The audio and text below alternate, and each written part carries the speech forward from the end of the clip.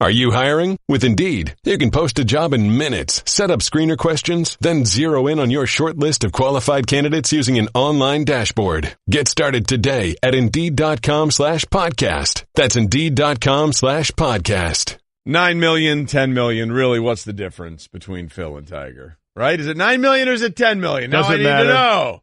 Is it 10, Phil, or is it 9? Maybe it's finally $1 million of their own money actually getting thrown into this. No, it's not. The other $1 million is what's split between the caddies. There you go. Now that I like. Yeah. Happy Thursday morning, everybody. Glad you're with us. Golic and Wingo, ESPN Radio, ESPN2.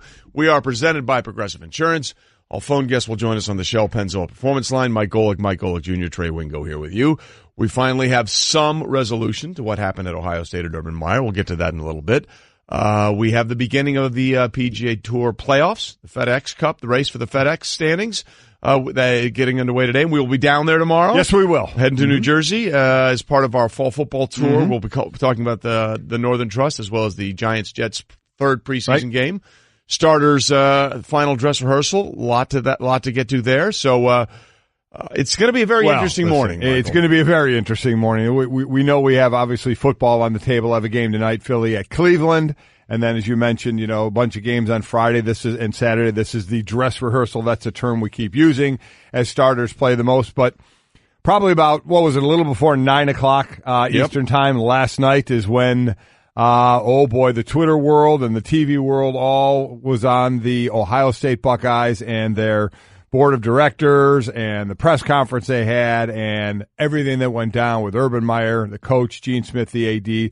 There was a whole lot to get to there, and afterward a whole lot to talk about the way things were somewhat addressed and the way they were done. There's just so much information to try and take in, and with last night it becomes the difficult process of, in so much of this situation, it gets lost. Certainly the alleged victim in all this and Courtney Smith got lost in every bit of the proceedings last night. Yep. But now it's the trial of the press conference versus the trial of what actually happened, because the press conference was embarrassing in a number of ways for the university and for Urban Meyer, but that's still not the heart of the issue, and so it's trying to maintain focus despite what we were given last night, and we were given a lot to assess and digest. We certainly were, and we will get through all of that as we continue to get you ready for a Thursday morning, and let's start as we always do with what's trending. And hey, immediate dividends for the Cubs. They snapped their 3-game losing streak with an 8-2 win over the Tigers. Newly acquired second baseman Daniel Murphy, 2 for 5 with an RBI from the leadoff spot in his Cubs debut. Yeah, we were talking, Trey, you and I before the show about this. You look at the difference in the sports. Yeah. In a sport like football, if you get traded, you have to kind of learn a whole new language, of calls. You're doing a lot of the same stuff, but it's just called different things. In baseball, hey, Murph, you're on a team now. You're the leadoff, 2 for 5, score a run. Good deal. Good job. I mean, you can kind of just step right in. I'm not saying baseball is easy. I think the hardest thing to do in sports is to hit a baseball, but to make the transition from one team to another in what you have to do, you basically are doing the exact same thing. You're going in the batter's box, you're going in the field. There's no really, there's signs and stuff you have to learn that are certainly a little different, but boy, Daniel Murphy stepped in and did pretty well right off the bat. Well, it's the ultimate plug-and-play game, and the stats and the way that advanced metrics are able to be worked out is because it's a game, despite being a team game, of isolation, where you've got all these guys that you can put in certain spots that don't necessarily require them to work in concert that much with anyone else. So you're right, it's remarkable to see someone show up like that, to the point where we had all those conversations around the All-Star break when it was Manny Machado and Bryce Harper potentially getting traded, if they could just walk over in the other dugout and go. Yeah, you know what I loved about this? So, I love when young players try and learn from other players. David Bodie, who hit one of the 3 home runs, he talked about, I love the guy. He's a baseball. Talking about Murphy. Talking about, Bodie was talking about Murphy. Right. I love the guy, a baseball rat just like us. I got to talk with him some in the 9th inning, just scratching the surface of his hitting and approach to hitting. So you got a guy who wants to kind of soak up some information from a veteran. I kind of like that. Yeah. I don't think you see that enough. It isn't, and we were talking about that. And look, obviously it's a team game in the sense that you're all pulling for one goal, but it really, baseball, if you think about it, if you boil down to it, is a one-on-one battle for most of the entire game. It is the pitcher against the batter. Now, there are shifts and all. I get all that. It's pitchers versus batters. That's exactly right. And you can't just plug and play like one game and go, okay, you're playing center now for a different team. Yeah. Whole different set of circumstances. So it is amazing how much different it is depending on what sport you're talking about. But again, the Cubs got him because they thought they needed offense and hadn't been scoring a ton of runs. They get 8 in his first win, and he went 2 for 5, as we said, with that RBI. Well, when you don't throw at him, these good things happen to Ronald Acuna Jr. He hit his 6th leadoff home run of the season, and Freddie Freeman had a tie-breaking sac fly in the 8th to lift the Braves to a 3-game sweep of the Pirates. Yeah, I mean, pretty incredible for him. 6th leadoff home run of the season, tied for second, but he didn't even get to the leadoff spot until July 20th. Amazing what he has done. Now, he was doing this too much, and then he got hit, didn't he? Who was it, Jose Urena threw at him? Yep, too many. I'm telling you, you want to tread lightly, Acuna, because too many leadoff home runs. We saw how this goes. Who does Jose play for? The Miami Marlins. Do you know who Atlanta plays next? Oh. They're in Miami. Collision course. They play the Marlins. You know he's getting plunked again. Oh, he better go up there with all the body armor he can. Get the full Barry Bonds outfit? Unbelievable. Just walk up with half of a suit of armor on that side and get ready to go. Get ready for the fisticuffs, because you have to imagine also there's got to be some retribution coming, right? Sure. We heard about this. There's that long memory there. Whenever it's coming, it's the unwritten rules, Junior. It's the old revenge line. You won't know when it's going to happen. You don't know where, but it's coming. He should just show up in a jousting outfit, right? That would be the best way to do it. The Braves have a 3-game lead over the slumping Phillies, who have lost 4 straight in the NL East. Tiger begins his first FedEx Cup playoff run in 5 years at 7:54 this morning from the 9th tee in round 1 of the Northern Trust at Ridgewood Country Club in Paramus, New Jersey. Woods will be paired with Mark Leishman and Tommy Fleetwood. So the last time you mentioned he played in the FedEx Cup playoff was in 2013. Was he tied for 22nd, I believe, was it the Tour Championship. His last victory in a FedEx Cup event came in the 2009 BMW Championship. He did play this course. The last time, I should say, he played this course was 2010, the Barclays, at Ridgewood Country Club. He shot an opening round 65 and led the field in fairways hit. Something doesn't compute there in either one of those. Whoa. He doesn't shoot 65s You're in the telling opening round, and he's 134th, I believe, off the tee. He can't find the fairway, so it was a little different in 2010, obviously. Yeah, think about that last round that we saw from him in the PGA Championships with a front 9. He was over the goose egg on fairways. So we're looking forward to that. We're looking forward to, hopefully you, when you buy your tickets to go watch Tiger Woods and these other guys play, come by and watch us tomorrow morning. There you go. Yes, I'm actually going today. I'm going to go check it out today. My old teammate with the Eagles, Jeff Fiegels. I'm going to see him. He's going to be on the show tomorrow there. We're going to go watch a little golf today. And, of course, we got some other news with Tiger. That match is now official Thanksgiving weekend. Tiger and Phil, Shadow Creek. We'll get into that a little bit later, but Tiger Woods back in the FedEx playoffs. Tiger Woods making the switch to being back in the FedEx playoffs. Making the switch brought to you by Pennzoil Synthetics, taking synthetic motor oil performance to a whole new level. Make the switch to Pennzoil Synthetics today. And, of course, the press conference that everyone's going to be talking about today, what they thought of it, what Ohio State did, and maybe what Ohio State didn't do. Head coach Urban Meyer has been suspended 3 games without pay, the school announced Wednesday night. Athletic director Gene Smith also suspended without pay from August 31st through September 16th, the day after the 3rd game of Ohio State's season. This all is because of what Urban Meyer was aware of and what he did and what he didn't do, and what Gene Smith, the athletic director, was aware of and what he did and didn't do, involving the allegations of domestic abuse by former wide receivers coach Zach Smith against his wife, Courtney Smith, who was fired again earlier this year, and everything that came out of that horrendous Big Ten Media Day appearance by Urban Meyer at Ohio State. You know, I mean, we're going to try and have some orderly fashion to this, because as Mike mentioned just a few minutes ago, there is a lot going on here, and there's a lot to go through as far as why they did the suspension, what went on there, to the optics of that presser, which right off, the bat, everybody wanted to see, obviously, what was going to happen to the head coach at Ohio State. Gene Smith was there. That was, I think, to most of Buckeye Nation, that was ancillary. It was, what's happening to Urban? Is Urban back, or is Urban not going to be back?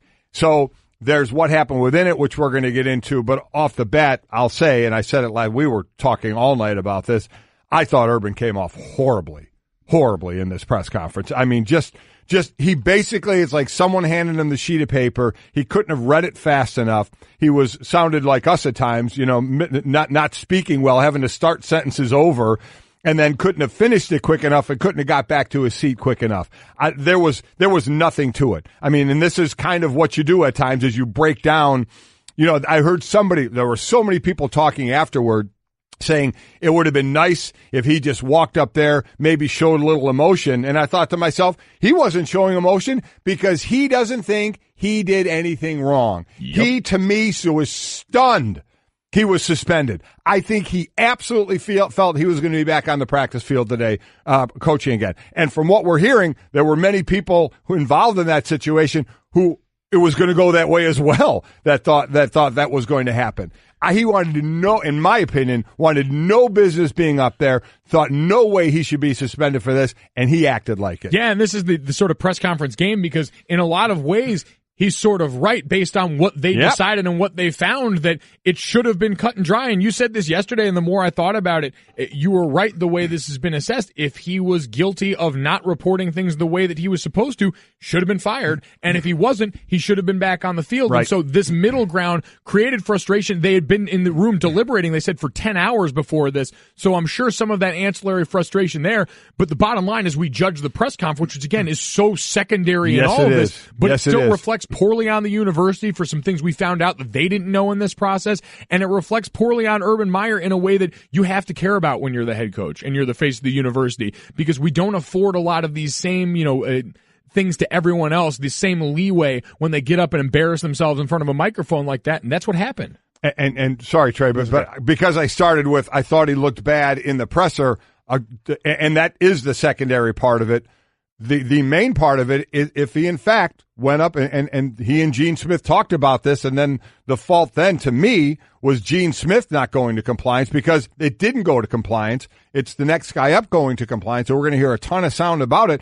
My thought was either he's back on the field or he's fired. Right. Not this suspended thing, because let's just flat out be honest here. If this was a 500 coach, he'd have been gone. There's no doubt. There's no doubt. Been gone. So the way this went and the information we got, my thought out of this from the standpoint of Urban Meyer, the head coach, probably shouldn't even have been suspended. See, you're exactly right. So let's put this in some parameter for those that maybe didn't see the press conference. Here's first and foremost, Mary Jo White, the lead investigator in the Ohio State investigation, and here's what she said and the conclusions in a nutshell. Granted, it's a 23-page document. There's a lot to get to, but she tried to sort of summarize exactly how they got to the conclusions that they did. Coach Meyer was, in fact, aware of the 2015 law enforcement investigation into allegations of domestic violence by Zach Smith.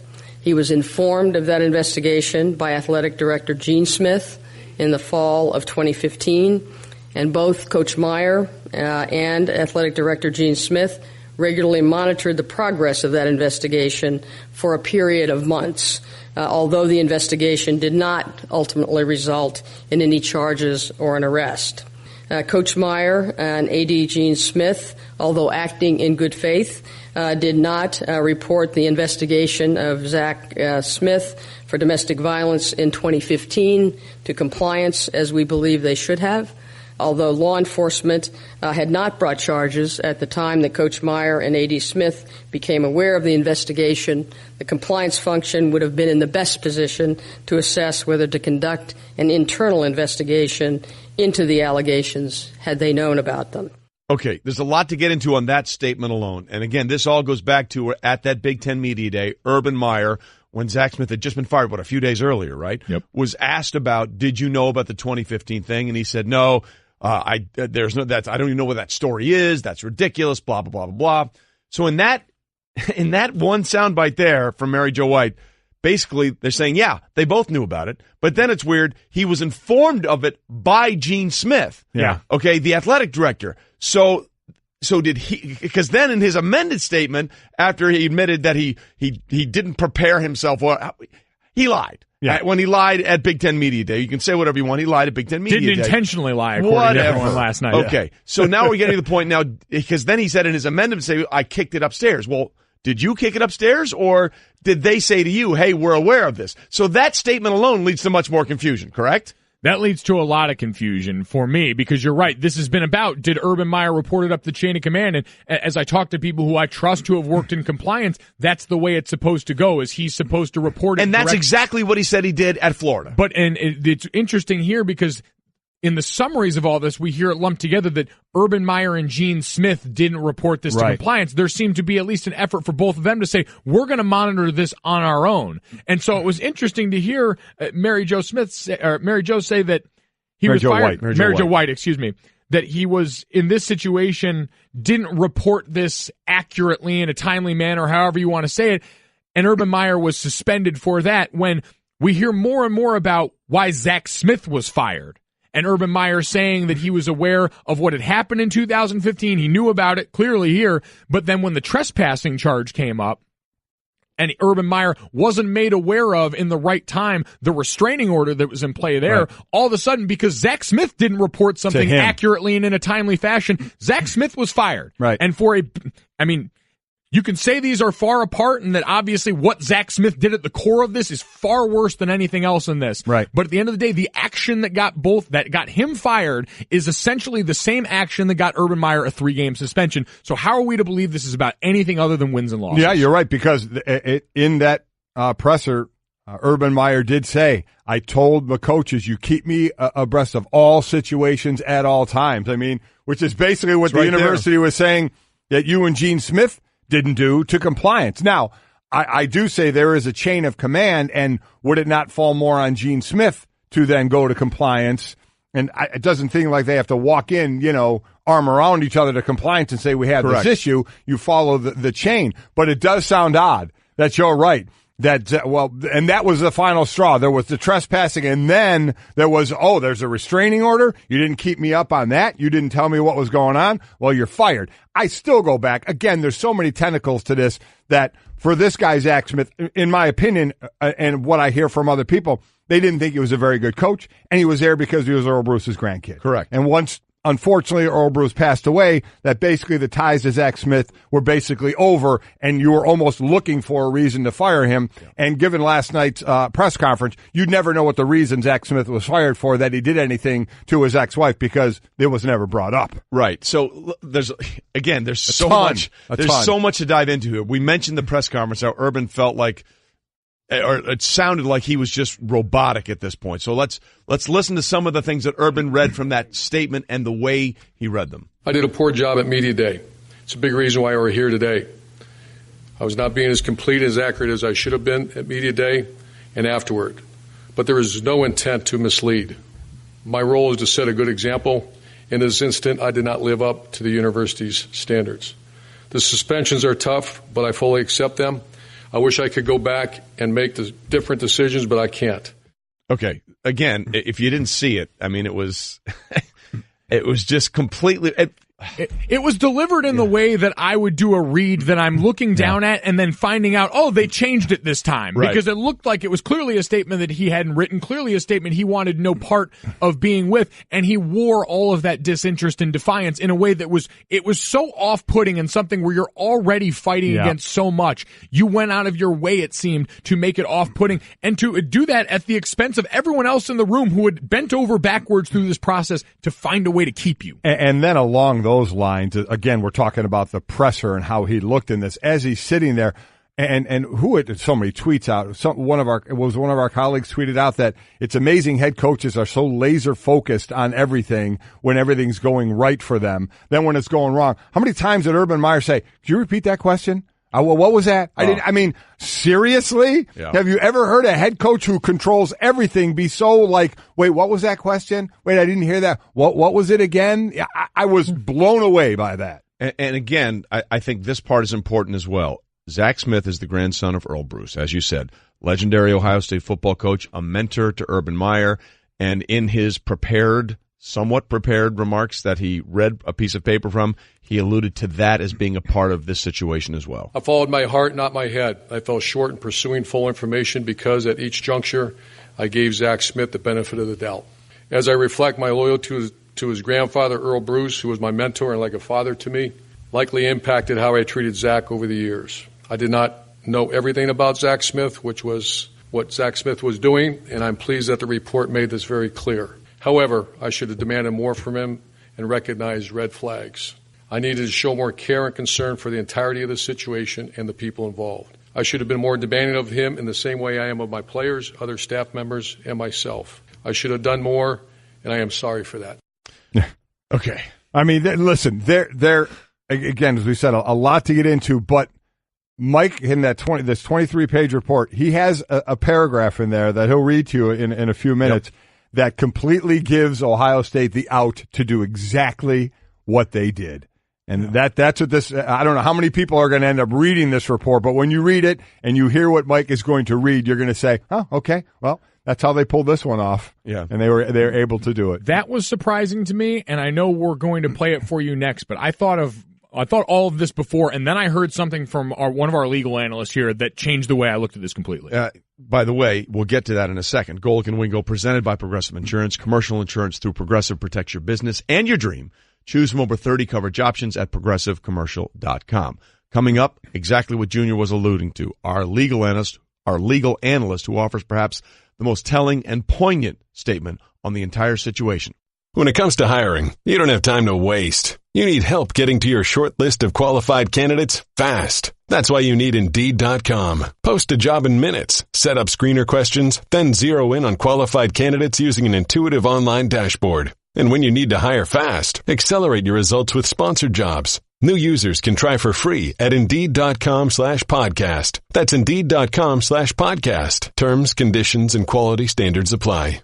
Support for the Golic and Wingo Show podcast comes from our friends at Rocket Mortgage by Quicken Loans. Let's talk about buying homes for a minute. Because of rising interest rates, there's a lot of unpredictability when it comes to buying a home these days. It's causing a whole lot of anxiety with folks. Well, our friends at Quicken Loans are doing something about it. They're calling it the power buying process, and here's how it works. Quicken Loans will verify your income, assets, and credit in less than 24 hours to give you a verified approval. This gives you the strength of a cash buyer.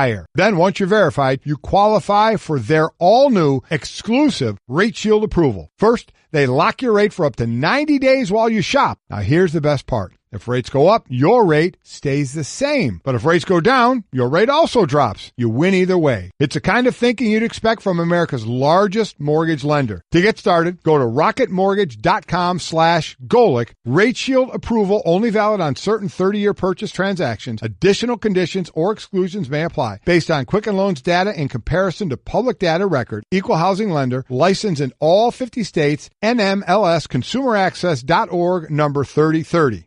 Golic and Wingo with you, ESPN Radio and ESPN2. We are presented by Progressive Insurance. All phone guests join us on the Shell Pennzoil Performance Line. You can get in touch with us, 1-800-Flowers.com Twitter feed at Golic and Wingo, or you can call in 860-506-5505, and we want to hear from you on this story.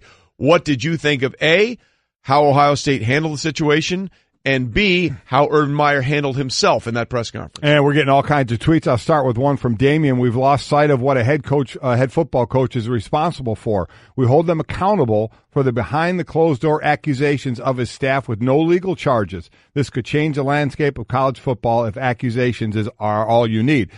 Damian, to a point, I mean, I think there are some people that agree with you. It doesn't matter about legal. You can't just wait for the police to do something. They needed to do exactly what Mary Jo White said. Tell compliance. That's what he had to do. And it's what he did in Florida. It's what he did in Florida.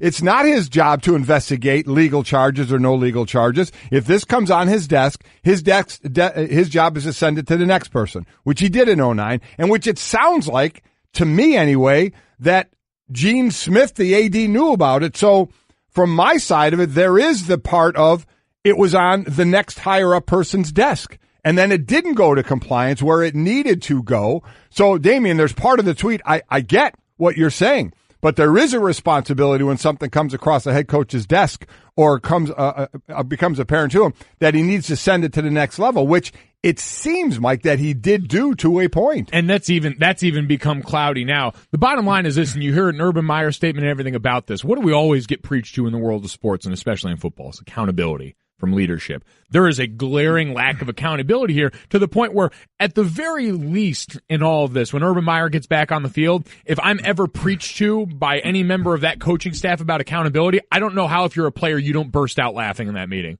I don't know how you don't laugh in the face of everyone involved in that, because there's zero accountability happening here to any of the true issues at the center of this, even in a way that as a leader you would expect from the people involved in here. So that much we can always talk about the college football, the farce of amateurism, the leaders of men stuff. Save it. We're here to win games, and we're here to win a lot of them at Ohio State. What do we always say? The more talented you are, the more you're going to get away with. There's a sliding scale of justice in almost any sporting situation. We hear that a lot in terms of players, and we're hearing that a lot in terms of coaches now. And this is all part of Straight Talk, brought to you by Straight Talk Wireless, best phones, best networks, no contracts. So the issue, if we can try and boil it down to one thing here, the issue is, what did he know and how did he handle it, right?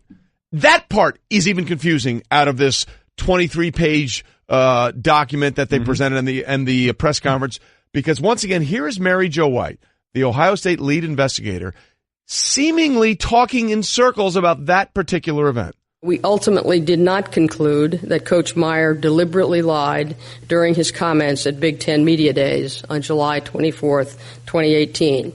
He has consistently maintained that he did not recall in July 2018 what he knew in 2015 regarding the domestic violence investigation of Zach Smith by law enforcement.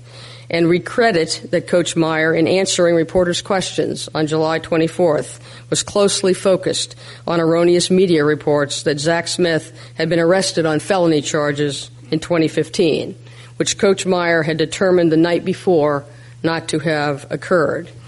But his answers swept more broadly than the falsely reported arrest, and Coach Meyer falsely stated that he lacked knowledge of all relevant events regarding alleged domestic violence by Zach Smith in 2015. While those denials were plainly not accurate, Coach Meyer did not, in our view, deliberately lie. Okay. Just hold on a minute here, okay? What they're I think the road they're trying to go down is, when he said that, it was about these false, erroneous reports of a felony charge against Zach Smith. Okay, that's fine. But then you say, we found out he didn't do this. Then he falsely stated, but then you follow that up with, but he didn't really do it. He didn't deliberately do it when he falsely stated. Do we need to pull out like the definition of a lie? Come on. Would falsely stated be part of that? It's amazing. And how many things does this guy have to falsely state? Because when you go through the report, there's a bunch of these. Coach Meyer maintained that shortly after the 2009 arrest of Zach Smith at Florida, that Zach and Courtney Smith met with him in an office to inform him that the arrest of Zach had been based on incorrect information provided to authorities by Courtney Smith. We find it more than likely, this is now the committee saying this, we find it more than likely that only Zach Smith met with Coach Meyer in 2009, and that Courtney Smith likely did not recant her allegations of abuse at that time to Urban Meyer, although it is clear that she decided not to pursue charges. So basically, Urban Meyer says one thing, it's another. Again, Shelley Meyer also maintains that she did not relay Courtney Smith's expression of fear at the allegations of abuse, some of those text message exchanges that we saw, to Urban Meyer at the time because she had doubts about the veracity of Courtney Smith's statement. We believe it likely, this again the committee, that Shelley and Urban had at least some communication about these allegations in late 2015 and were concerned about them. Yeah, I mean, the list just keeps going on and on of things in here that, he said and that we believe as a committee are not true, and yet we somehow keep going back to believing. So the committee thinks that Shelley Meyer did, in fact, share some of that stuff with Urban Meyer, and we know we're going to hear a soundbite where Urban Meyer says basically that didn't happen. What all the misremembering, this was the most interesting thing that I wanted to have you read that people aren't going to know about right now in this report, is about why he doesn't remember some of those things. And this gives, I think, Ohio State their reason to say, we're just going to suspend and we're not going to fire. Yeah, so Matt Schick, one of our colleagues here who went through a lot of these and pulled a lot of the clips that I've read for you. They're on his Twitter feed. But this one, we accept that in July 2018. This is the board. This is the board's findings. This is the board saying this in their report, in the 23-page document. We accept that in July 2018, Coach Meyer was deeply absorbed in football season and wanted to focus on football at Big Ten Media Days. The firing of Zach Smith the day before, the first time Meyer had fired a coach, was also on his mind, as was the erroneous Media Day report of a felony arrest of Zach Smith in 2015. Again, that's what they're saying. It wasn't a felony arrest. That's what he was saying was incorrect.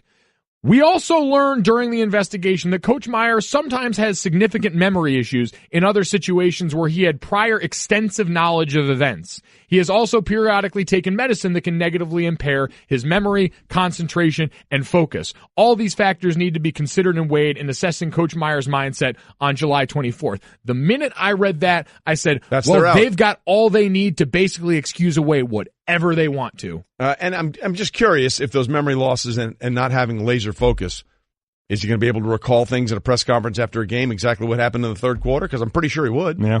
Right? Yeah, that when you had read that, I had not gone through the report. You had gone through the report. I was like, wow, okay, that gives them their, well, even when he has extensive knowledge on something, sometimes it's a little hazy for him, and that is their out. That is absolutely an out. I should not saying that was their out, but it certainly could be used as an out for them. The thing that I keep going back to, and we've talked about this before, if he did what he was supposed to do, kick it up the chain of command, then should he have been suspended? Because if that's when you play these bites from the lead investigator, again, he was aware of it as he was told by Gene Smith. So what did he now did he kick it up to Gene Smith, or did Gene Smith bring it to him? That seems to be some of this that still doesn't make sense here. The bottom line to me is, what choice did Ohio State have here? Because like you said, it should have been cut and dry, but when we listen to Ryan Smith, our legal analyst, it sounds like they had a choice, and they made one based on the information they had. And here is exactly what you're talking about. Ryan Smith, our legal analyst, breaking it down simply. It's a slap on the wrist, because you look at what they had available to them. And I respect the committee's thoroughness in all of this, looking through everything, finding all the information, but they reported in their findings that he failed to report what happened, that he deliberately lied. These are things that in his contract could have led him to be fired for cause, which means he wouldn't get paid. Now, the one thing I'll say is Ryan used the word that is deliberately lied. We just heard Mary Jo White say, we don't think he deliberately lied. They're basically saying he falsely stated, but he didn't deliberately. I mean, but again, this is what Ryan Smith does. And Mary Jo White, listen, she was the head of the Security Exchange Commission. These are smart people who know how to use words. Okay? So, while Ryan Smith is saying deliberately lied, Mary Jo White is saying falsely stated. They're saying that for a reason. So, I mean, we can sit there and laugh at it, but they're saying it for a reason to continually say, we don't think he deliberately lied, and they're going to keep pounding their fist and saying that while a lot of us keep laughing at it. But that's the term they're going to use to give them the ability to just suspend and not fire, or fire with cause, actually. It's just, and I'm reading through this as the show goes along, the legal documents, and probably will for most of the rest of the day, because it's fascinating just to see all of this that makes it sound. And the more and more you look, and the more of that legalese language that you hear makes it seem like there was something worth hiding here. Right? Like, through all of this, I just can't read this and not get that suspicion. Like, man, if this was all as simple as you reported things the right way and went about it the right way, this wouldn't be as complicated as it seems to be right now. And that is Straight Talk, brought to you by Straight Talk Wireless, nationwide coverage on America's largest and most dependable 4G LTE networks. Coming up through all of this that goes back to what happened at Big Ten Media Day and the history between Zach Smith and Urban Meyer, there's one name that was hardly mentioned last night, and that's the alleged victim, Courtney Smith. To give batters a different look, pitchers throw a changeup. Your idea of a different look is sunglasses. That's true. But La Quinta Inns and Suites is really taking the different look thing to a new level. Definitely a major league makeover, starting with a bolder, brighter lobby full of comfortable spaces to let you settle in. Or chill out in front of a big flat screen like Wingo would. Oh, you know it. It's a changing La Quinta look to help you get in the zone and look sharp when you hit that big meeting. Prepare to win at business with La Quinta Inns and Suites. Book now at LQ.com. Coach Meyer was, in fact, aware of the 2015 law enforcement investigation. He did fail to take sufficient management action regarding Zach Smith, and he was not as complete and accurate at Media Day. SportsCenter brought to you by Straight Talk Wireless. When a player doesn't like a contract, they hold out, right? With Straight Talk Wireless, you never have to, because there is no contract. They use the same exact 4G LTE towers as the big carriers, but for a lot less. Straight Talk Wireless, only at Walmart. Refer to terms and conditions of service at straighttalk.com. All right, we continue. Golic and Wingo here, reminding you that we'll be at the Northern Trust in Paramus, New Jersey, Friday. Grab your tickets and come watch our show before taking in a day of championship golf. We'll be there for the first of the FedEx playoffs in the PGA Tour, also for our fall football tour. Week 3 preseason game, Jets and Giants. But again, a lot of today's show is going to be about what went down last night at Ohio State. Urban Meyer and athletic director Gene Smith both getting that 3-game suspension for the way they handled the allegations of domestic abuse by former wide receiver coach Zach Smith against his ex-wife, Courtney Smith.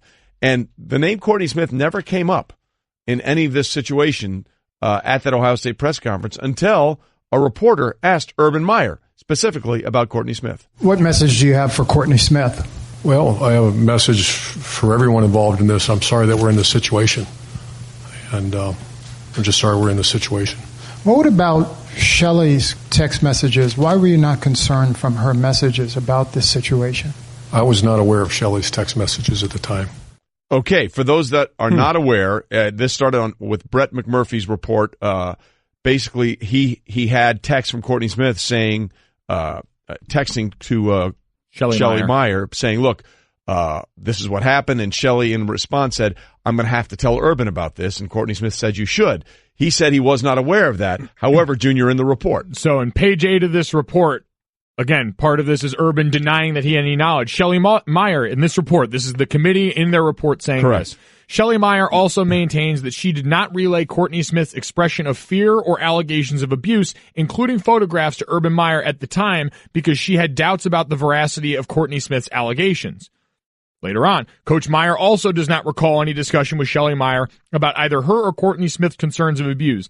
Given the closeness of their relationship and Shelley's concerns, we believe it is likely that Shelley and Urban Meyer had at least some communication about these allegations in late 2015 and were concerned about them. So the committee's saying, we don't believe you. Yeah, and that if there is one thing I 1,000% don't believe is that Urban Meyer did not know about those texts. That this long marriage and close relationship, and also back in 2009, this couple, the Meyer couple, took Courtney and Zach under their wing after Zach was arrested, and then it wasn't put in the arrest report about domestic violence when Courtney Smith was pregnant. Took them under their wing said we need counseling to help them, and then something like this came up again, and we're to think that Shelley Meyer didn't share this with Urban. I will never.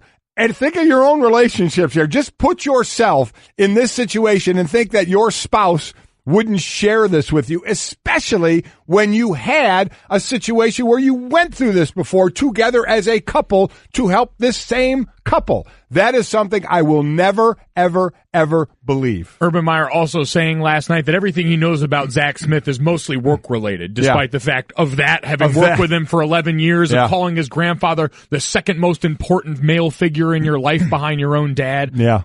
All very believable. Well, yeah. When you listen, let's listen to this soundbite again because I think it's important. What message do you have for Courtney Smith? Well, I have a message for everyone involved in this. I'm sorry that we're in this situation. And I'm just sorry we're in this situation. What about Shelley's text messages? Why were you not concerned from her messages about this situation? I was not aware of Shelley's text messages at the time. That sounds like legal parsing. Yeah. I was not aware of Shelley's text messages at that time. That's a way of saying, hey, maybe I didn't see the text. We might have talked in generalities about what might have been going down, but I specifically didn't see those texts. That sounds like it's a legal parsing more than an acknowledgement of, yeah, I knew what was going on. Yeah, I just flat out don't believe that one. I just do not believe, given the prior relationship in this situation in 2009 with this couple, that the texts weren't shared. I can't. You know who else doesn't believe it? The independent committee that did the 23-page report on this. Like the number of times where they said, we believe the opposite of what Urban Meyer told them in this report. They believe they lied. Yes. They believe that Urban and Shelley lied.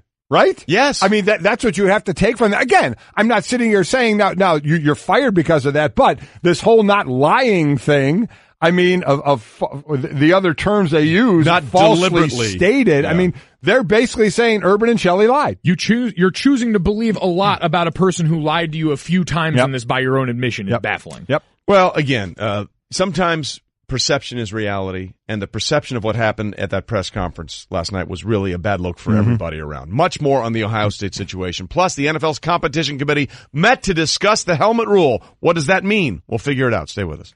Are you hiring? With Indeed, you can post a job in minutes, set up screener questions, then zero in on your short list of qualified candidates using an online dashboard. Get started today at Indeed.com/podcast. That's Indeed.com/podcast. Good Thursday morning, everybody. Glad you're with us. Golic and Wingo, ESPN Radio and ESPN News. We are presented by Progressive Insurance. All phone guests join us on the Shell Pennzoil Performance Line. Mike Golic Jr., Trey Wingo here with you. If you want to get in touch with us, there's two ways to do it. 1-800-Flowers.com Twitter feed at Golic and Wingo, or you can call in 860-506-5505 and let us know what you think about the stories of the day, specifically about what happened last night at Ohio State, where Urban Meyer and Athletic Director Gene Smith both suspended for the first 3 games without pay of the season for what they did or did not do regarding the allegations against a former wide receiver coach, Zach Smith, about domestic violence allegations against his ex-wife, Courtney Smith. Yeah, I mean, so what we're going to get into here is obviously other things going on in sports that we'll touch on to get you updated on that. But the main thing here, Mike, is it's two different things. It's the optics of this press conference, of which we think Ohio State looked bad and Urban Meyer looked extremely bad, but we think there are reasons why he looked the way he looked. And then there's the reasons for the suspensions, whether there should have been a suspension, a firing, or absolutely nothing at all, and Urban Meyer should be on the practice field today. Yep. Who knew what, who told what to who, when, is kind of at the crux of why this decision should have been made. Now, based on the way that this independent committee phrased everything, this wasn't why Urban Meyer was suspended. He was suspended for not taking action early enough, which to me read like he was suspended for not firing Zach Smith earlier on in this process. As I sit here now, and I've said I'm going through, and we'll get to some of the things. There's a 23-page report out there that Mike has been reading, and he has the order of things. The order of things. Yep. If you get a chance to read this at all today, the rampant hypocrisy that's present in the way that they have dealt with a lot of the things surrounding this is fascinating to read. It flies in the face of all the things that we're going to hear about here. And at some point, a few of these will get read. But the order of things, as we try and whittle this down to the core of the issue here, it's the order of what did Urban Meyer know and did he tell the people he was supposed to, is supposed to be at the crux of does he keep his job or not. And again, we'll get into all of that and other things going on in the world of sports today. Trust me, we'll do that as well. But let's start with what's trending. And Tiger Woods begins his first FedEx Cup playoff run in 5 years in just about 50 minutes.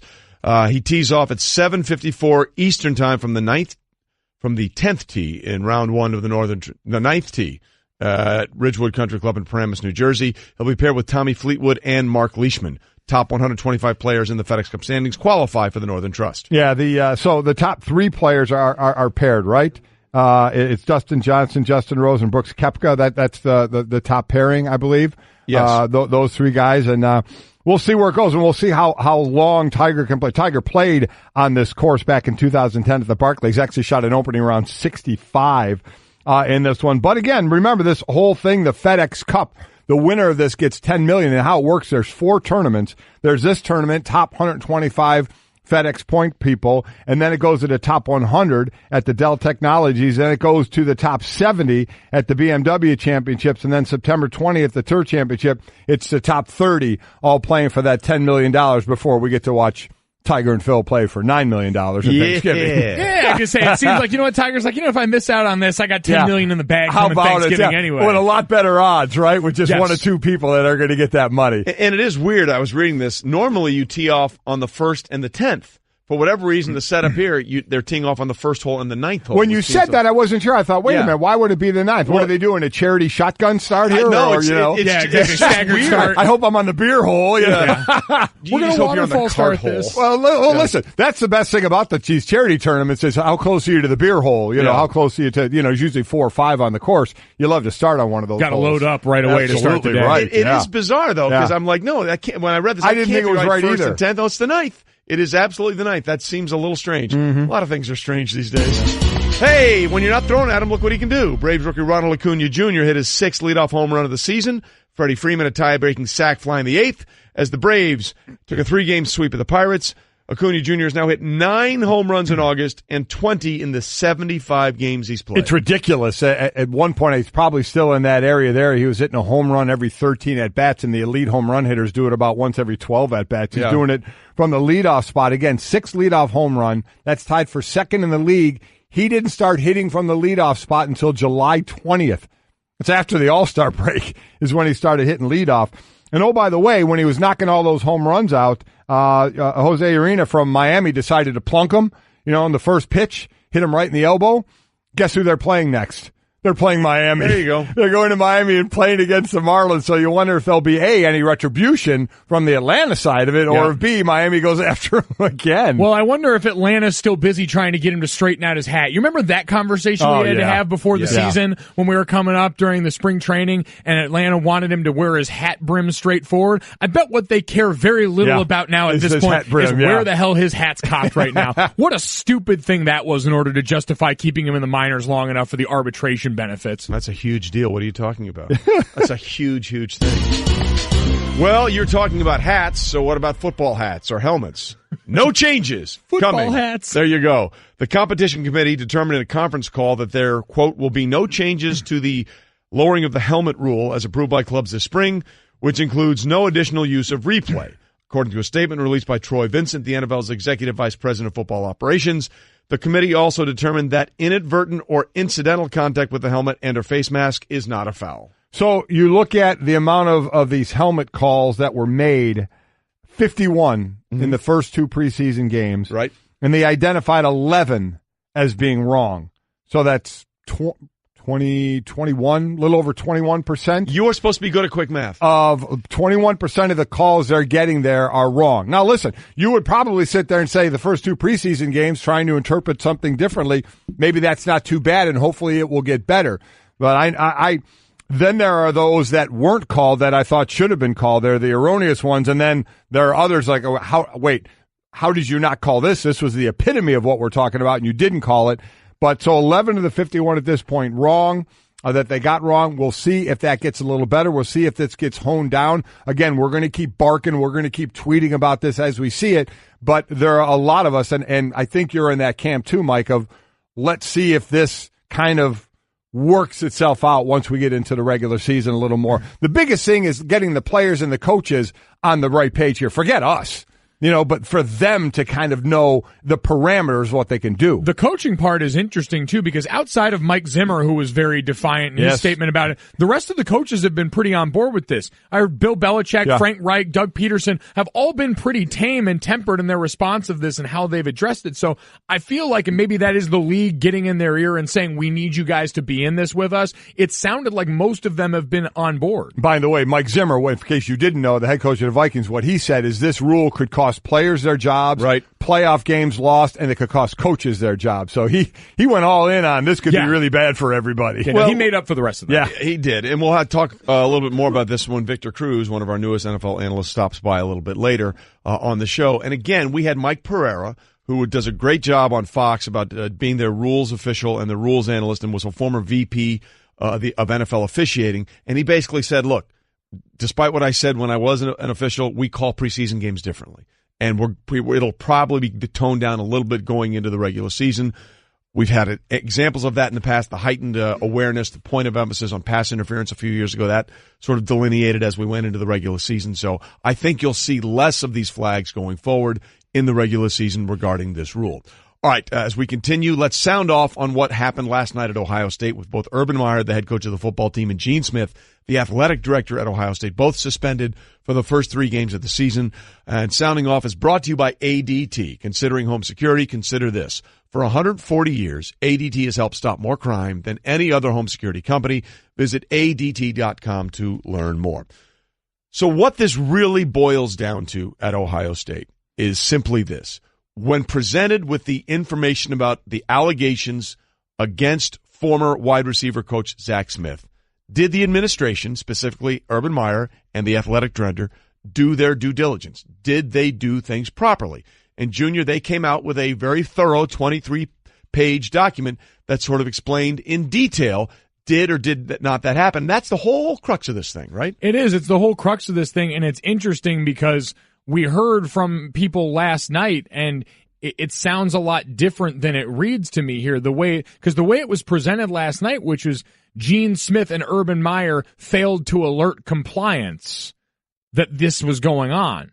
And that is not what it reads like in here at all. And isn't this the crux of this? This is what was done when it was found out that Zach Smith had the police got involved, what was done? And this is the crux of whether people were going to get fired or suspended or nothing would happen. And again, here's what Urban said specifically on that in that very stilted press conference last night. I did a poor job at Media Day. It's a big reason why we're here today. I was not being as complete, as accurate as I should have been at Media Day and afterward. But there is no intent to mislead. My role is to set a good example. In this instant, I did not live up to the university's standards. The suspensions are tough, but I fully accept them. I wish I could go back and make the different decisions, but I can't. Okay, so that was him basically saying, I didn't say the right thing at Media Day. And then he issued another statement, which we'll get to in a minute. But, Junior, read what you were talking about specifically in that document, which calls into question some of the things we heard last night. Turn your mic on. You are a professional. Honestly, I respect your commitment. Yeah, even in the face of the most serious subject, you managed to pull that off. I don't want any blowback. I applaud Cliff for what he just pulled off there. And it actually gives me time because this is really interesting to me now, too, because I have two statements next to each other that to me don't go together. And you guys can help me decide this.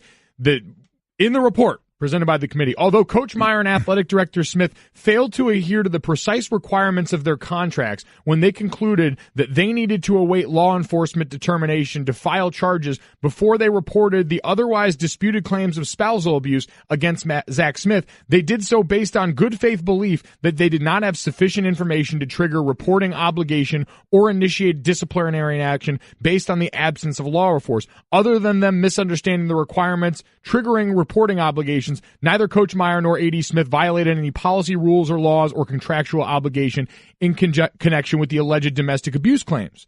Now this, because we're talking about the order. Everyone's saying Urban kicked it up to Gene Smith. Right, Gene Smith was supposed to kick it up next. This again from the report. From the report. From October 2015 to 16, there was an investigation by the Powell Police Department and the Delaware County prosecutor of Zach Smith in this domestic violence case. October 15th, Michelle Willis, then Deputy Title IX Coordinator for the Athletics Department, received information from Ohio State Campus Police about the Powell Police investigation. Willis immediately notified the AD Smith, who in turn notified Coach Meyer during a football practice that Zach Smith was under investigation for domestic violence and could be arrested any time. AD Gene Smith recalls Coach Meyer having an immediate and strong negative reaction to this news. So unless I'm missing something, it sounded like the Title IX coordinator who would be the role of compliance in this. Because as it was explained to me, by compliance, this isn't NCAA compliance. It's what the law requires through Title IX. So these are the people that needed to know the information, and it sounds like Urban was the last of those to know. There was no one for him to tell unless they're insinuating that him and Gene Smith knew about that beforehand, and that truly wasn't the first time they were finding out. That's the only thing I can try and infer from that. That's the one thing we try and find out from all this, because it looks like it went in reverse order, correct? It would be the coach finding out, telling the AD telling the Title IX coordinator. So I guess as part of this, it's the Title IX coordinator finding out, telling the AD, then telling Urban. Then it went on to say that Zach Smith was called back from a recruiting trip and sat down with both Urban and Gene Smith, and Urban basically told him, if I found you read it, what he said. His quote was, he told them, "You hit her, you are fired." AG Gene Smith also told Zach Smith that if charges were filed, he would be fired. Coach Meyer assisted in arranging professional counseling for Zach Smith at this time as well. This is all directly from the report. So again, if we're getting down to the crux of this thing, and that's what we all asked in the beginning, that's exactly right, is what did he do? So here he found out it actually from the top on down. So, I mean, I guess outside of him, because, and the ridiculousness of Mary Jo White saying falsely stated, Urban Meyer lied. Yeah. Urban Meyer lied about a few things. So if you want to sit there and say you should suspend him for lying to the media on Media Day, or lying for the fact that I think he's lying, and the committee does as well, that he and his wife did let him know about the texts that were going on with Courtney Smith. The own committee thinks he falsely stated some things there, but he lied about that. If you think he should be suspended for that, okay, but the crux to this was, what was the order of things that were done? And he was the third to know, it seems, in this. So from a suspension side, I'll say it again, I'm not sure why he was suspended. He looks bad to me. The optics are terrible. Let's be clear about that. The optics are terrible, but when you get down to the brass tacks of, okay, what did you technically do wrong in this process, I'm unless there's more that we keep digging into. I think that's a fair question. Yeah. I think it is a fair question. And what makes it, and none of this is funny, but reading this the way it is sounds hilarious when you say it like that, because you're right. If it's not there, why was he fired? And we mentioned before. Why was he suspended? Why was he suspended? Excuse me. And we mentioned this before, that Zach Smith was fired for essentially what Urban Meyer has been given a suspension for now.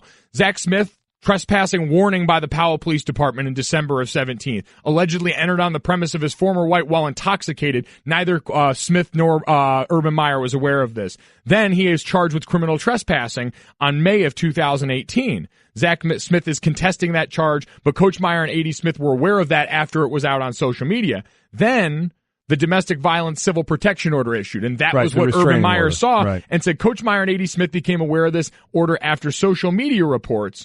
A.D. Gene Smith, who understood the difficulties of the divorce, was initially considering obtaining counseling for Zach Smith, but did not object to Meyer's decision to terminate him. Meyer, his decision was, Meyer told us the primary reason for firing Zach Smith was because he failed to bring both the order of protection and the criminal trespassing matters to his attention, and instead Meyer had to hear about it from news and social media. And this is the icing on the cake right here. Coach Meyer considers these failures to be violations of the core value of honesty. I mean, my God, what has this whole thing been but a violation of honesty? And one guy lost his job for it amidst everything else that Zach Smith is tied to. He lost his job for essentially not being honest with Urban Meyer about these things. And yet we have seen over and over again in this document, the committee say, Urban Meyer told us one thing, we believe another. And yet he's getting a 3-game suspension out of all this. Because he's Urban Meyer. Yes. Because he has national championships on his resume. 500 record coach is gone. No chance. Correct? So again, it comes down to a couple sides of this. Do you think Urban Meyer should be suspended or more for the couple of lies that we all believe that he told, even though, again, Mary Jo White wants to say it falsely stated. We don't think he deliberately lied, however you want to believe that. Or should this be completely about the order of things and the process of which I don't hold Urban at fault for the process of this at all. Well, I mean, I guess quickly, based on this information, I'd ask both of you. Mike, I'll start with you. Do you think the 3-game suspension was just? Should have been more? Should have been less? No, I think the 3-game suspension was them trying to give the appearance of doing something. So, in your mind, Urban Meyer should be on the practice field today. It should have been either you are fired because we believe you weren't honest with us in this process in the way that you were supposed to go about the chain of command, or you were. Right. Yeah. And I agree. I agree with that, too, and I think that's sort of the reason why Urban looked the way he did last night. Urban was not having any of it. But to that point, again, the first thing I'm trying to it's a lot to take in and a lot to absorb in a quick fashion. But the first thing you read is the school admitted, we think they did the things the way they should have done them, correct? Well, and saying that this came from the top down, that Michelle Willis, then Deputy Title IX Coordinator of the Athletics Department, got information from the Ohio State Campus Police about the investigation ongoing with Zach Smith, that she notified Gene Smith, and that Gene Smith in turn notified Urban Meyer, which is when we usually think of these things, we think, well, the way it was told all along was Urban Meyer's responsibility is to tell Gene Smith. Gene Smith's responsibility is to then relay that message to whoever's in charge of compliance. In this case, that's Title IX compliance under the law. Correct. So if that's the case, after Urban Meyer had been, according to the own somewhat independent, because there are 3 members of the board on this panel, if that's their conclusion, my question then, after Urban was told about this, what is he supposed to do? Yeah. What is he supposed to do? It's amazing to me because, again, I'm no legal expert, but I'm reading through these things that they made public after the press conference and going through it, understandably so, because if they had to stand up and answer questions related to this, they would have been there all night because the media, who was already asking some pretty important questions, said that. But again, I read through this because this is the people writing the report, and in another part of it, and I'm trying to find it in the context of this. I fully acknowledge I am not a legal analyst reading these, but I'm trying to read through these and get the context of how they are presenting this to us in a transparent way as best I can. And they still at another point say, although Coach Meyer and Athletic Director Smith failed to adhere to the precise requirements of their contracts when they concluded they needed to await law enforcement determination to file charges before they reported the otherwise disputed claims of spousal abuse against Zach Smith, they did so based on a good faith belief that they did not have sufficient information to trigger a reporting obligation or initiate disciplinary action in absence of law enforcement. So they didn't want to do anything until law enforcement filed charges is essentially what that's saying. But this is implying in the same document, theoretically, that they didn't do their jobs under the nature of their contract. So I'm very confused at this point. Is the Title IX coordinator being held to any standard here of knowing? Did they say that we don't know what the standard is? Because based on what I've learned from people I trust that have worked in and around compliance is everyone who needed to know in this situation knew. Right. That's what this sounds like, right? Yes. And look, here's where this all gets very sort of bizarre and strange. Urban at the Big Ten press conference, falsehood, lie, however you want to say it, didn't say what he really knew. We knew that part, right? And then in his amended statement in a letter to Buckeye Nation, he said, I have always followed proper reporting protocols and procedures when I've learned of an incident involving a student-athlete, coach, or a member of our staff by elevating the issues to the proper channels. And I did so regarding the Zach Smith incident in 2015. So that's not correct either. Because he didn't do it. Someone told him. And that's fine one way or the other. But you just keep saying things that aren't true. That's the part that's weird about this. Falsely stated, not lying. Whatever. However you want to. I misremembered which one I was talking about. When it comes to hiring, you don't have time to waste. You need help getting to your short list of qualified candidates fast. That's why you need Indeed.com. Post a job in minutes, set up screener questions, then zero in on qualified candidates using an intuitive online dashboard. And when you need to hire fast, accelerate your results with sponsored jobs. New users can try for free at Indeed.com/podcast. That's Indeed.com/podcast. Terms, conditions, and quality standards apply. Support for the Golic and Wingo Show podcast comes from our friends at Rocket Mortgage by Quicken Loans. Let's talk about buying homes for a minute. Because of rising interest rates, there's a lot of unpredictability when it comes to buying a home these days. It's causing a whole lot of anxiety with folks. Well, our friends at Quicken Loans are doing something about it. They're calling it the power buying process, and here's how it works. Quicken Loans will verify your income, assets, and credit in less than 24 hours to give you a verified approval. This gives you the strength of a cash buyer. Then once you're verified, you qualify for their all-new exclusive Rate Shield approval. First, they lock your rate for up to 90 days while you shop. Now here's the best part. If rates go up, your rate stays the same. But if rates go down, your rate also drops. You win either way. It's the kind of thinking you'd expect from America's largest mortgage lender. To get started, go to rocketmortgage.com/Golic. Rate Shield approval only valid on certain 30-year purchase transactions. Additional conditions or exclusions may apply. Based on Quicken Loans data in comparison to public data record. Equal housing lender. Licensed in all 50 states. NMLSconsumeraccess.org number 3030.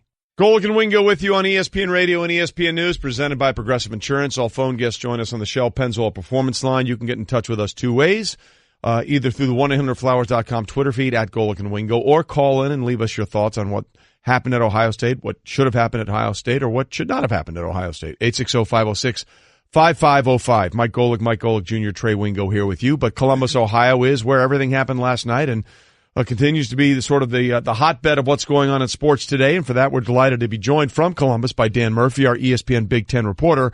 Dan, first and foremost, you're there. What has been the reaction in Columbus about that press conference last night?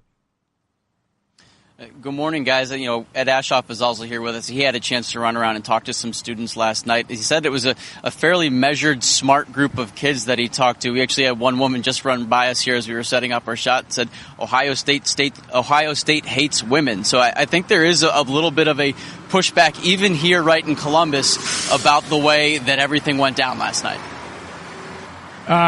Dan, so I'm really interested. We've been trying to get to the crux of what happened at the press conference last night and kind of the timeline of events as we've seen and read through the documents here. What can you tell us about what was said last night as far as the order of when things were reported, when Urban Meyer knew what he did, who he told, and how that process and that crux of this went down? Yeah, so I think the 2015 incident sounds like it was passed on from a Title IX director who learned about it through Ohio State Police. That got filtered to Gene Smith, who then passed that message on to Zach Smith and Urban Meyer. There was some question about whether they should have done more to report that to compliance at the time and how seriously they took those allegations. And while there's a lot of attention on what happened in 2015 and 2009, rightfully so, because those are probably the most serious allegations, I thought it was interesting that these weren't the only instances. There was a crescendo of a lot of reasons that you would potentially fire a coach that Urban Meyer overlooked when it came to Zach Smith. There were lewd photos at a White House. There was a stay in rehab. There was bad job performance. He went to a strip club with a high school football coach while he was on a recruiting trip. All of those things are something that might get a guy fired. Meyer was willing to overlook all of those, and he said it was mostly because of the relationship he had with Zach Smith's grandfather, Earl Bruce, someone he considered his mentor. He said that he led with his heart instead of his head, and that was one of the biggest mistakes, I guess, that Urban Meyer actually copped to last night. Talking to Dan Murphy, our ESPN Big Ten reporter. And a lot of times, Dan, we sit there and read body language or listen to how people are doing things. And as you watched and listened in that presser last night, we all gave our thoughts on how Urban Meyer came off. What were your thoughts, just personally, of watching him and how you felt he dealt with it and how he thought what he felt of the whole situation? I think the whole room last night was tense and frankly tired after a day that lasted almost 12 hours worth of deliberating and trying to figure out how they were going to move forward. I think it was pretty clear when we asked Urban Meyer directly if he felt he needed to be suspended for this. He said in a pretty terse way that he supported the president's decision, which you can read into that whatever you'd like there. But it did seem like there was some stiffness between the three men that were up on the podium taking questions, and that Urban Meyer wasn't entirely thrilled to be there last night. Well, yeah, that part came through loud and clear. There's no question about that. Dan Murphy with us, our ESPN Big Ten reporter, is in Columbus talking about what happened at Ohio State. You know, Dan, as we're trying to read through the document, the 23-page document that the somewhat independent committee put out there, it seems to be boiling down to this, does it not? If Urban had just been less false, for lack of a better term, on Big Ten Media Day, we wouldn't be where we are today, correct? That's a very good possibility. I think that the way he handled that back in Chicago, one, led to a report on August 1st that really led to him being put on leave eventually, and the fact that they say he misrepresented himself. They were really wearing out the thesaurus to find ways not to say directly lied by the end of this thing in the past month. But they said he didn't deliberately lie. There were some interesting things in that report, and we should mention that folks here in Columbus didn't see that full report until hours after that press conference. We didn't have an opportunity to ask anybody at Ohio State follow-up questions about that report, despite the fact that it was likely done hours before the press conference actually took place. But despite saying he didn't deliberately lie, they did find that there were reasons to doubt that even during the investigation when they were interviewing him, he was less than forthcoming in a couple key instances. You're talking to Dan Murphy, ESPN Big Ten reporter, and that to me was jarring and telling, Dan, was the amount of times it seemed Urban Meyer said one thing in this investigation, and then right after that in a paragraph, the committee would say, we find basically the opposite in all of this. But as we do try and stick with what's important at the center of this, what was the, I guess, takeaway from the media in the room at just how long it took and the way it took Courtney Smith to enter this conversation last night? Yeah, I mean, it was a long day in general, and I think that was one of the bigger takeaways, is the fact that really there was no discussion about domestic violence, about the bigger issue, about why it's important to believe and take those type of allegations seriously, or what they learned from this experience because of that. It wasn't until late in the press conference that we asked about Courtney Smith and gave Urban Meyer, after he apologized directly to Buckeye Nation, a chance to say something to her. And instead of talking directly to her, he said what he wanted to say to everybody involved was that he was sorry they're involved in this situation. Dan, as far as Courtney Smith, I wondered as I was listening to this thing, and she wasn't even brought up until the end, and that was by someone asking the question, as Mike just said. Is there part of you that thinks, I started reading some of this on Twitter, and certainly I know you have to be careful of that, of maybe people at Ohio State don't really think a whole lot happened there. Haven't been any charges against Zach Smith. He says he didn't hit her, and that people at Ohio State maybe believe that. Well, I think Shelley and Urban Meyer both said in that report pretty plainly that they had reasons to doubt just how serious or the veracity of some of the allegations that Courtney Smith was making. That's clearly been a stance that Zach Smith and his lawyer have held throughout this whole process. But Zach Smith did say that there was a toxic relationship there, and it seems that even if they had reasons to doubt her, I think it's pretty clearly established at this point that it's important to report those things even if you're not totally sure they're true at that point. And that was really where the failing was.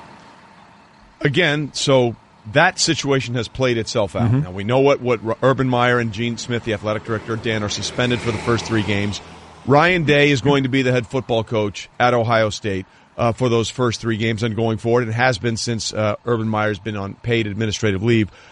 The logistics now of how this is going to work. One of the things that has been clear, and I think rightfully so, is that the players on the team have been completely sort of left out of this situation because this has nothing to do with them. They're just trying to focus on football.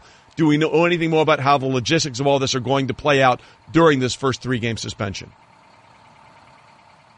Yeah, and the players have been sort of cordoned off from answering any questions, and for the time being, that's going to continue, it seems. Urban Meyer won't be allowed to be involved in any practices or the team until September 3rd, I believe, which is the Monday after that season opening game against Oregon State.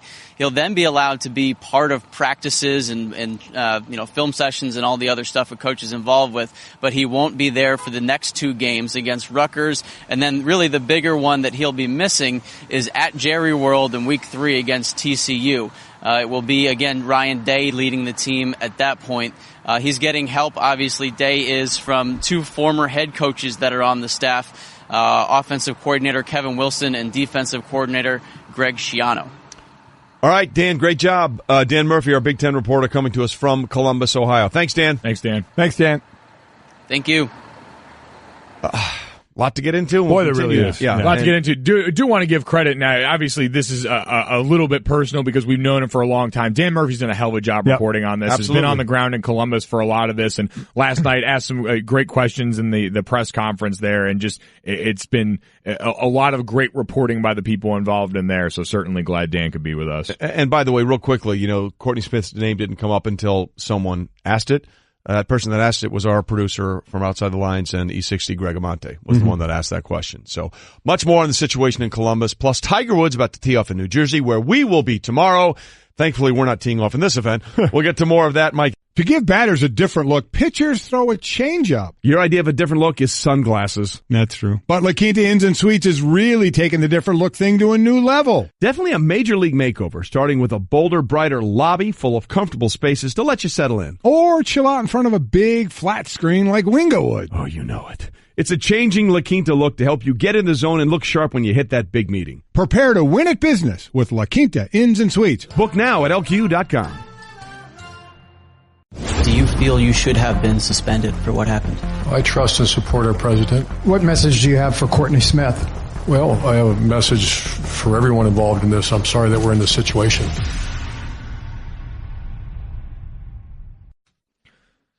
SportsCenter brought to you by Valspar Stain. Just a reminder, if doing your decks on your to-do list this summer, put new Valspar Stain on your shopping list. That way you can get all-weather protection and more inspiring color. Valspar Exterior Stain, only at Lowe's.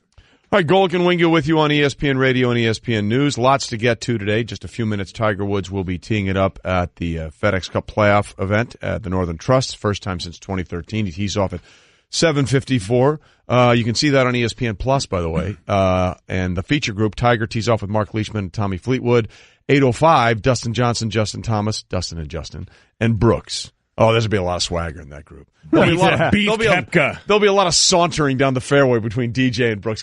In fact, that's going to be a side wager. Who saunters better down the fairway? Will it be Dustin Johnson or Brooks Koepka? And we'll get into that a little bit later. And the event that is now officially official with Phil Mickelson and Tiger Woods. But again, we're still doing a deep dive and just reading into the 23-page document that the committee presented to the board at Ohio State, and there continue to be some really interesting things that are coming out of this. Yeah, I really encourage people. It's 23 pages long, but every page you are learning something different about this, and draw your own conclusions from it. I'm certainly not a legal expert, but when you read this, it's really hard to look at this. And the more I look at it, the 3-game suspension that we're saying, it should be cut and dry. It should have been either he was guilty and should be fired, or he is not culpable in this and should be retained. The more it looks like it, based on this, the amount of things in here that the committee in their findings in writing seems to doubt about Urban Meyer brought up in this process, you wonder if this is a frustration suspension where it's like, we can't actually fire you, but hell if we don't want to. Well, then they didn't give us everything we wanted last night in the presser, right? Oh, no, that presser fell short. I mean, well, that's the thing. All of a sudden, this was supposed to be, we're going to let you know everything. We're going to be transparent. And basically it was, he's suspended for the procedure that wasn't followed. And we just laid out the procedure, which was kind of reverse.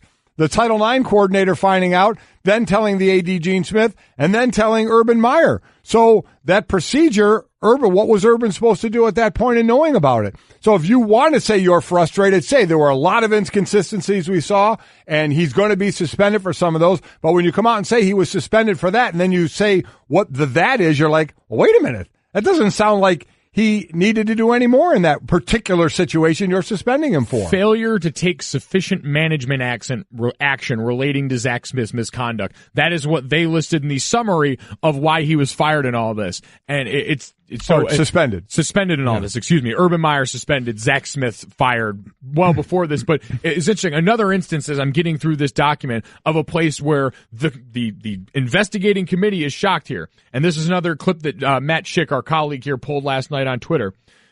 Upon the report first came out, Brett McMurphy's report about this, when it first came out, Brian Voltolini, who's the director of football operations, was at practice on the field with Urban Meyer and went to speak to him, commenting that this is, quote, a bad article. The two discussed at that time whether the media could get access to Coach Meyer's phone, and specifically discuss how to adjust the settings on Meyer's phone so text messages older than 1 year would be deleted.